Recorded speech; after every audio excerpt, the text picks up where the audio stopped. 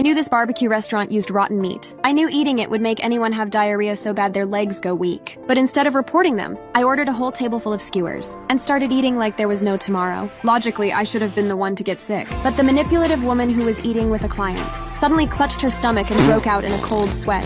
She even let out a loud fart she couldn't control. The smell almost made the client throw up. Then I picked up a bottle of beer and chugged it. That completely broke her composure.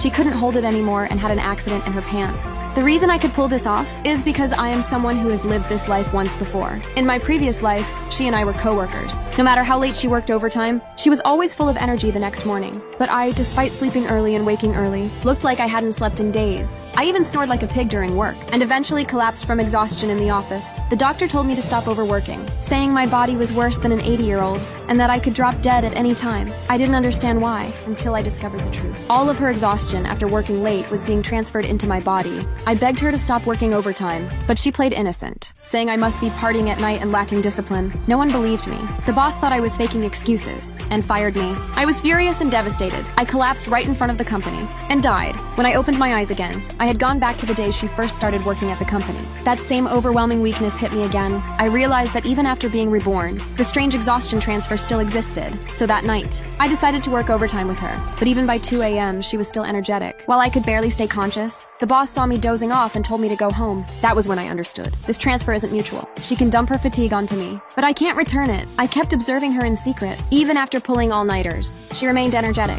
If this continued, I would die again just like my previous life, so I slipped a sleeping pill into her coffee. She got drowsy right away. She had no choice but to go home and sleep. She slept through the whole night. The next morning I woke up feeling great. I thought I was finally free, but the moment I got out of bed, my legs gave out. I collapsed, my head spun, and I vomited in the bathroom. Then I checked the group chat, and my heart sank. She hadn't slept at all last night. She went clubbing the entire night. I forced myself to go to work. Almost fainted on the spot. I knew if I stayed, I would die. So I resigned immediately. The manager tried to persuade me to stay, but I chose to leave. Staying alive mattered more. I thought quitting would end the nightmare. But soon after, I was rushed to the hospital with symptoms of heart failure. The doctor told me I had at most 6 months to live. I checked my phone and saw she had stayed awake for 24 hours straight. Won a big project, and everyone praised her dedication. The doctor sighed, saying young people nowadays don't value their health. He said another girl died recently, claiming someone transferred fatigue into her. Hearing that, I begged the doctor for her address, because her situation was exactly like mine. When I arrived at her home, I nearly collapsed at the door. Her mother caught me, then stared at me in shock, saying I looked exactly like her daughter before she died, with dark circles and exhaustion that couldn't be explained. The girl had slept early and rested well every day, yet her body only got worse, and the hospital found nothing wrong. I felt chills go down my spine. The mother said her daughter mentioned a coworker, someone who could stay awake for days and still look refreshed. I immediately asked if she had a photo of that coworker.